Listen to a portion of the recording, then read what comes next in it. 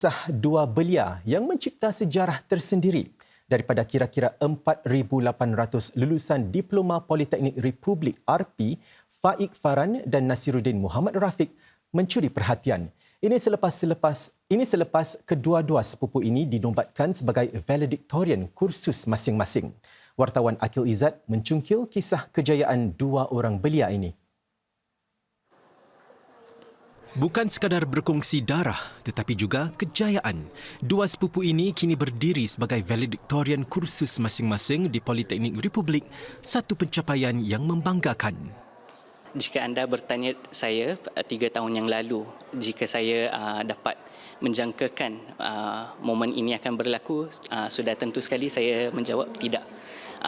Saya berasa amat berbesar hati atas penjayaan kami. Ini bukan hasil usaha kami semata-mata, namun hasil dorongan ibu bapa, bimbingan pencara-pencara dan juga sokongan rakan-rakan persejuangan. Jadi saya amat berbangga dengan beliau.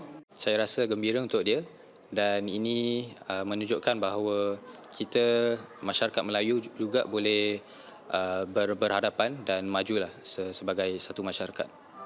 Kejayaan Faik Faran terserlah selepas dianugerahkan anugerah Lembaga Gubernur.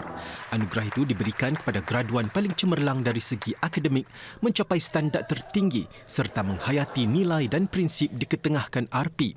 Selain cemerlang dalam pendidikan, Faik turut diiktiraf atas sumbangannya kepada masyarakat, termasuk terlibat dalam usaha pendampingan dengan golongan belia.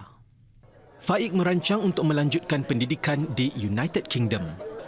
Saya mahu menjadi seorang leader yang humble, at the same time membuat perkara-perkara yang saya telah buat macam beraktif di masyarakat, membuat polisi yang menolong masyarakat. Sepupunya Nasiruddin Muhammad Rafiq pula muncul sebagai pelajar terbaik kursus Diploma dalam Pengurusan dan Penggalakan Kesihatan. Melalui pengalaman sebagai medik ketika menjalani perkhidmatan negara bersama SDF, Nasiruddin bertekad untuk membantu golongan yang memerlukan. Semasa di RP, penuntut ini menyertai Kelab Perkhidmatan Pembelajaran SLC dan Kelab Sekolah Sukan dan Kesihatan untuk membantu golongan rentan. Saya mula melihat bahawa cabaran sebenarnya adalah di sebalik kekurangan sokongan sosial, tahap literasi yang kesihatan yang rendah dan juga kesukaran yang mereka hadapi dari segi untuk mengekal konsisten dalam penjagaan kesihatan mereka. Nasiruddin akan melanjutkan pengajiannya dalam bidang fizioterapi di Universiti Teknologi Singapura SIT.